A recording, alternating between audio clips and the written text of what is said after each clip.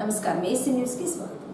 Addanki municipality పరిధిలో అభివృద్ధి పనులు చేయటంలో అధికారులు విఫలం చెందారని, వార్డులో పారిశుద్ధ్య పనులు చేయించడంలో అధికారులు నిర్లక్ష్యంగా వ్యవహరిస్తున్నారని తెలుగుదేశం పార్టీ కౌన్సిలర్లు విమర్శించారు. అద్దెంకి మున్సిపల్ కార్యాలయంలో సోమవారం చైర్పర్సన్ ఎస్తేరమ్మ అధ్యక్షతన సాధారణ సమావేశం జరిగింది. ముందుగా అజెండాలో ఉన్న అంశాలన్నీ చదివి వినిపించి ఆమోదం కోసం చైర్పర్సన్ ముందు ఉంచగా ఆమోదించారు. సమావేశంలో 0 అవర్ అమలు చేయడం లేదని తెలుగుదేశం పార్టీ కౌన్సిలర్ రజనీ ప్రశ్నించారు. తెలుగుదేశం పార్టీ కౌన్సిలర్ల వార్డుల్లో ఎక్కడా అభివృద్ధి పనులు జరగడం లేదని ధ్వజమెత్తారు. కౌన్సిల్ సమావేశం ముందు వార్డులో అభివృద్ధి పనులకు సంబంధించి టీడీపీ కౌన్సిలర్లు కమిషనర్కు అర్జీ ఇచ్చినా అజెండాలో ఎందుకు పెట్టడం లేదని టీడీపీ కౌన్సిలర్లు కమిషనర్పై మండిపడ్డారు. వార్డులో ఎటువంటి పనులు ఉన్నా చైర్పర్సన్కు అర్జీ ఇస్తే అజెండాలో పెడతారని, చైర్పర్సన్కు అర్జీ ఇచ్చేందుకు ఎందుకు అలా ఇబ్బంది పడుతున్నారో చెప్పాలని చైర్పర్సన్ ఎస్తేరమ్మ వారిపై ఆగ్రహం వ్యక్తం చేశారు. మీటింగ్ అయిపోయిన తర్వాత ఎక్కడైనా 0 అవర్ నిర్వహిస్తారా లేదా?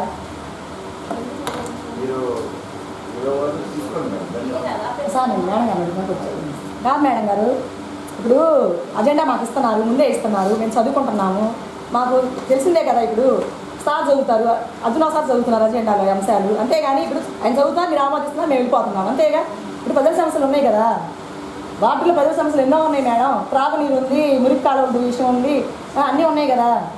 నాకు మీటింగ్ అయిపోయినాక నిర్వహించాలి మేడం. వాటిలో సమస్యలు ఉన్నాయి, చాలా ఉన్నాయి.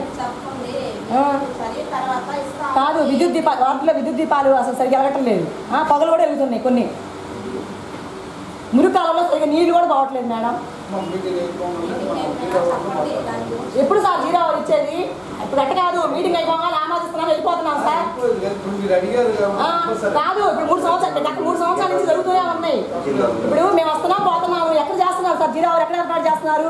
అయిపోగానే మీరు చదువుతారు, అజెండా చదువుతారు, మేడం గారు తీర్మానిస్తారు, మేము వెళ్ళిపోతున్నాము. ఎక్కడ అజెండా ఎక్కడ చేస్తున్నారు సార్? 3 సంవత్సరాల నుంచి చూస్తున్నాము.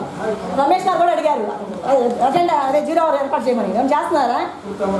ప్రజల సమస్యలు చాలా ఉన్నాయి సార్. అసలు అట్లా కాదు, మీరేమైనా చేస్తున్నారా అసలు? వాటిలో ఏమైనా వర్కులు చేస్తున్నారా సార్? పెట్టడం అయితే పెడుతున్నారు, ఏం చేయట్లేదు మీరు. అసలు చాలా సమస్యలు ఉన్నాయి, ప్రజల సమస్యలు చాలా ఉన్నాయి. ఎక్కడెక్కడ మురికి కాలంలో చండాలంగా ఉంటున్నాయి. నేను చూస్తున్నాను కదా, నిన్నే నన్ను అడిగారు, 2-3 అడిగారు.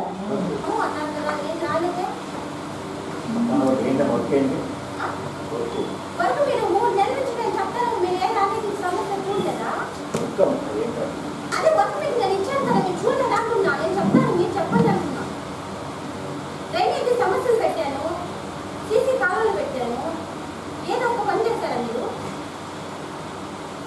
అదేమంటే నేను చైర్మన్ పొద్దున్నే వచ్చేస్తున్నాం అన్నారు, 3 నెలలు అవుతుంది, రాలేదే మరి. ఏ సార్ పట్టు అంటున్నాం. నా ఇంటి పక్కన, నా ఇంటి వెనకాల, నా ఇంటి ముందు కాలువ చేయమంటుంది ప్రజలకే కదా. మీరు ఎందుకు చేయడం లేదు? అడిగితే అప్పటికప్పుడు సర్దు కూర్చోడానికి రేపు వస్తాము, చూస్తాము, చేస్తాము అంటున్నారు. మీరు చేసింది ఏంటి? మాకు ఏదైనా మంచి జరిగింది అంటే సదురుగా సారా చేశారు, కానీ వాటి ప్రకారంగా సమాధానం లేకుండా మీరు మాత్రం మీరు ఎప్పుడు చేయలేదు ఒక్క పని కూడా. మీకు ప్రజల సమస్యలు పట్టవా? 3 నెలల నుంచి ఇదే చెప్తున్నాను, మీరు వచ్చింది ఏది? అదే నేను అడుగుతున్నాను. మీ మాట ప్రకారం మీకు గౌరవం ఇచ్చి మొన్న మీరు చెప్పకుండా నేను కూర్చున్నా, మాట్లాడలేదు. 3 నెలలు అవుతుంది, వచ్చారా అంటున్నా, అడుగుతున్నా. చాలా చక్ర పెట్టారు, రోడ్లు పెట్టారు, నీకేం పని? మాట్లాడుకో కానీ చిల్ల చెట్ల గురించి రోడ్డు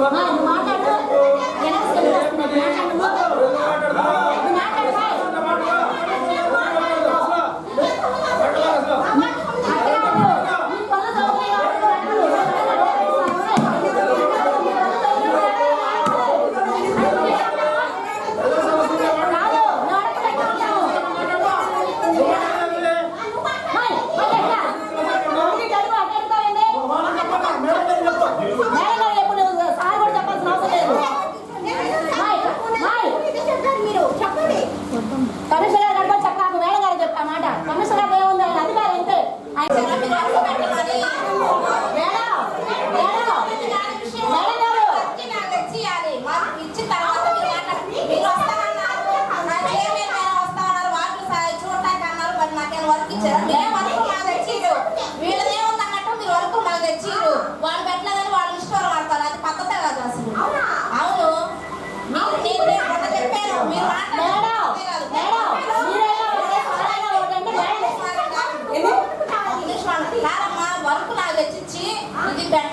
నీకు ఎందుకు పెట్టాలని అడిగి అప్పు నీకు ఉండింది, నాకు ఇచ్చావా? నాకు ఇచ్చావా? ఇయ్యలేదు కదా.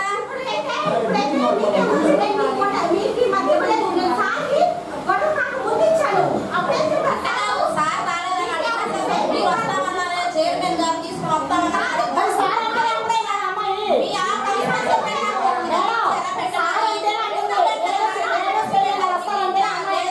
లేదు మీరు నాకు ఇచ్చి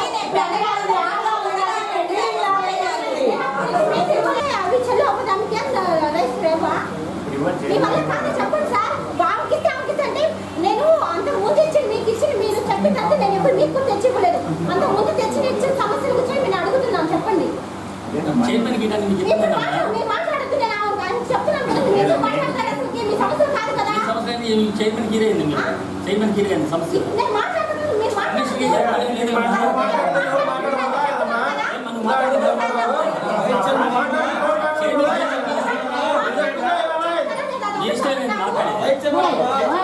జగీరా ఇస్తామని చెప్పు, మేడం ఇస్తామని చెప్పు,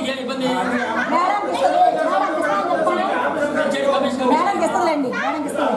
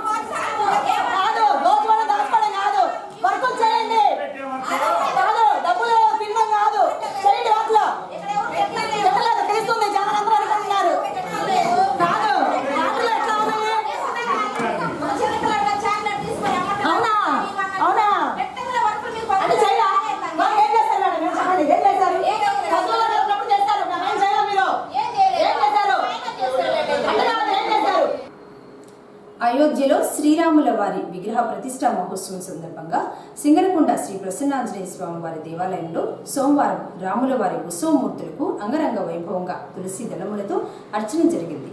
కార్యక్రమంలో శ్రీరామనామ కీర్తనలతో భజనా కార్యక్రమం కనుల విందుగా నిర్వహించారు. తులసి దళం అర్చనలో భక్తులు అధిక సంఖ్యలో పాల్గొని స్వామివారిని దర్శించుకొని తిలకించారు. పూజా కార్యక్రమాల అనంతరం భక్తులకు తీర్థ ప్రసాదాలు అందజేశారు.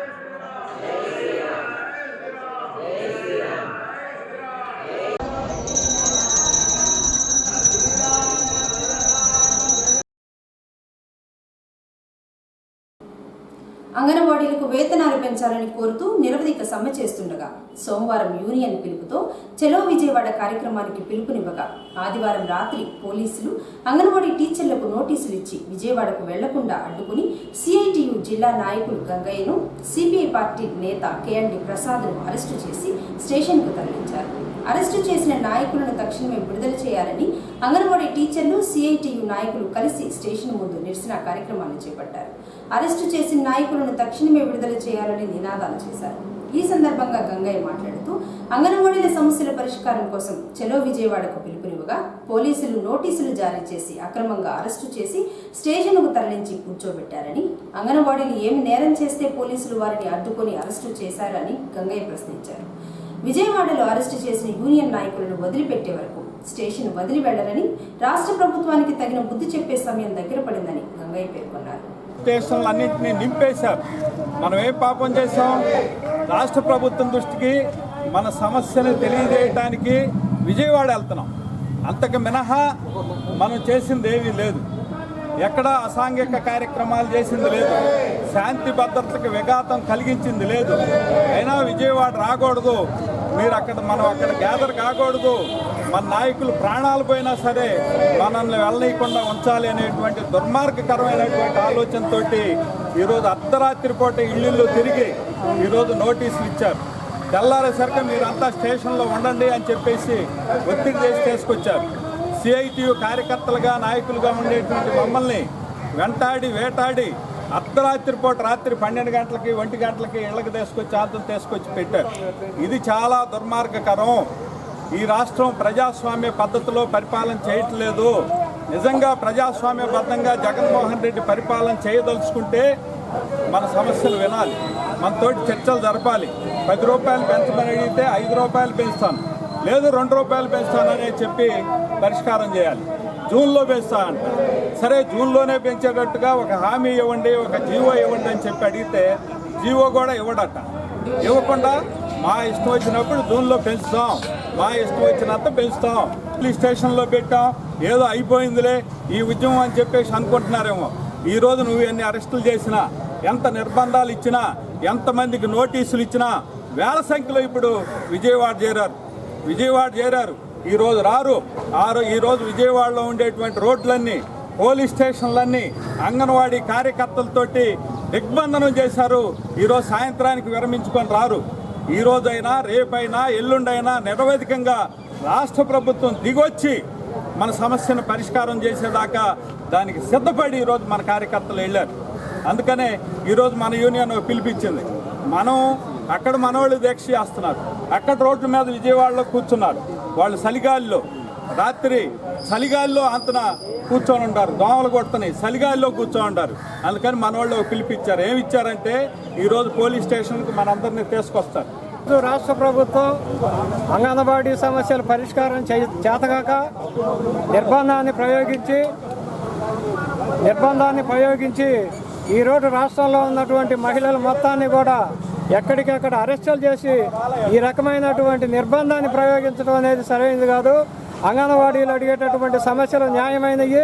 40 రోజులుగా వాళ్ళు ధర్నాలు చేస్తూ ఉంటే కనీసం వాళ్ళని పిలిచి చర్చించి ఇప్పుడు ఇంత డబ్బులు ఇవ్వలేము, తర్వాత అయినా కొంత మేము ఇస్తాము, ఇంత పెంచుదాము, కనీసం ఒక అగ్రిమెంట్ రాసి ఇవ్వమని చెప్తే అగ్రిమెంట్ రాసి ఇవ్వకుండా ఊరక మేము తర్వాత 4 నెలల తర్వాత జూన్ జూలైలో పెంచుతాము, అప్పుడు దాకా మీరు సమ్మె విరమించండి అని చెప్పి నోటి మాటగా చెప్తున్నారు తప్ప నాయకులు అగ్రిమెంట్ రాయమన్నారు. అగ్రిమెంట్ రాస్తే తర్వాత అప్పుడే ఇద్దరు కాదని చెప్తే అట్లా రాయడానికి వీలు కాదని చెప్తున్నారు. అంటే ఏం చేయాలని మీరు ఒక నోటి మాటతోటి ఇన్ని రోజులు సమ్మె చేసినటువంటి మహిళల్ని నిర్బంధంగా తీసుకెళ్లి స్టేషన్లో పెట్టి ఈ ఉద్యమాన్ని అడిస్తే తర్వాత మీ ప్రభుత్వం ఉంటుందా అని చెప్పేసి అడుగుతున్నాం. ఈరోజు అనేక మంది కార్మికుల సమస్యలు ఉన్నాయి, అంగన్వాడీలు ఉన్నారు, మున్సిపల్ వర్కర్స్ ఉన్నారు, ఇంకా ఇతర కార్మిక రంగాలు చాలా ఉన్నాయి. వీళ్ళందరూ సమస్యలు పరిష్కారం చేయాల్సిన బాధ్యత ప్రభుత్వం మీద ఉంది. ఏ ప్రభుత్వం అయినా గతంలో సమ్మె చేస్తే పిలిచి మర్యాదగా కూర్చోబెట్టి పరిష్కారం చేసిన సందర్భాలు చాలా ఉన్నాయి. ఇంత కఠినంగా సమ్మెను అణచివేసినటువంటి ప్రభుత్వం ఈరోజు జగన్మోహన్ రెడ్డి గారి ప్రభుత్వం. ఈయన ఆడవాళ్ళని అక్క చెల్లెమ్మ అని చెప్పి మాట్లాడుతున్నాడు. మరి అక్క చెల్లెమ్మలు 40 రోజులు బట్టి అంగన్వాడీలని ఆ వీధుల్లో కూర్చొని ఈ రకమైనటువంటి 40 రోజులుగా పని బాట మానుకొని ఇంటి దగ్గర మొత్తం బజార్లో కూర్చోవాల్సిన పరిస్థితి. ఎందుకు కూర్చున్నామని చెప్పి కనీసం అడిగేటటువంటి ఇది కూడా లేనటువంటి అక్కమ్మ చెల్లెమ్మని ఏం కాపాడుతారని చెప్పేసి అడుగుతున్నాం.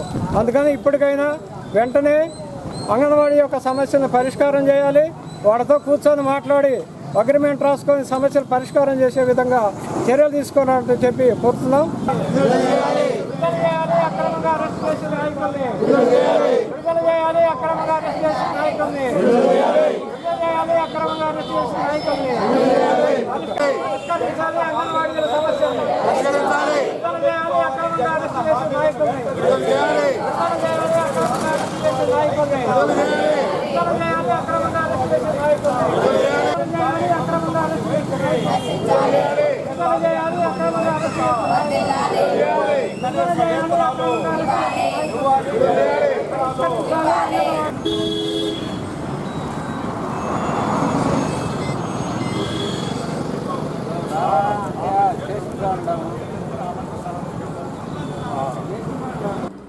అయోధ్యలోని బాలరాముని విగ్రహ ప్రతిష్ఠ సందర్భంగా సింగరకొండ వద్ద ఉన్న 99 అడుగుల అభయాంజనేయ స్వామి విగ్రహం వద్ద నుంచి ప్రసన్నాంజనేయ స్వామి వారి దేవస్థానం వరకు బ్రహ్మ స్పోర్ట్స్ అకాడమీ ఆధ్వర్యంలో విద్యార్థులు జై శ్రీరామ్ అనే నినాదంతో చేతిలో జెండాలు పట్టుకుని స్కేటింగ్ చేస్తూ విన్యాసాలు చేశారు.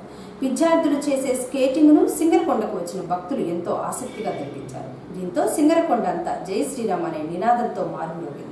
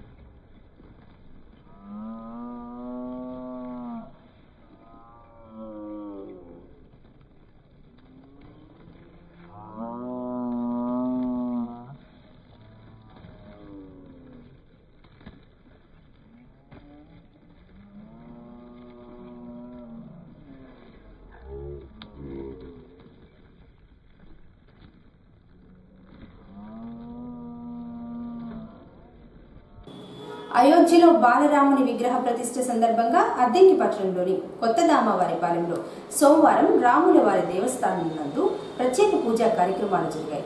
మహిళలందరూ భజన కార్యక్రమంలో పాల్గొని ఏకాహం చేశారు. అలాగే నూతన సంవత్సరం క్యాలెండర్స్ ను దామవారిపాలెం వాసులు ఆవిష్కరణ చేశారు. అయోధ్యలో బాలరాముని విగ్రహ ప్రతిష్ఠ సందర్భంగా రామాలయం దేవాలయానికి అక్షింతలు, వివిధ రకాల పూజా సామాగ్రిని పంపించారు.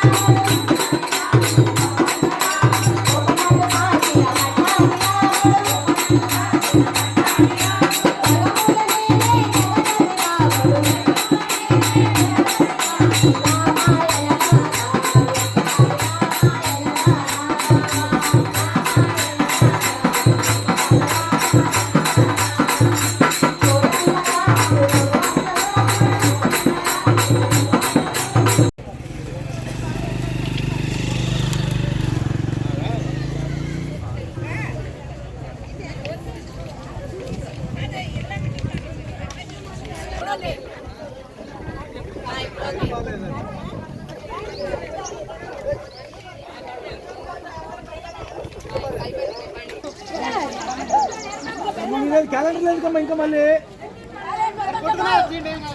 ఏంటది?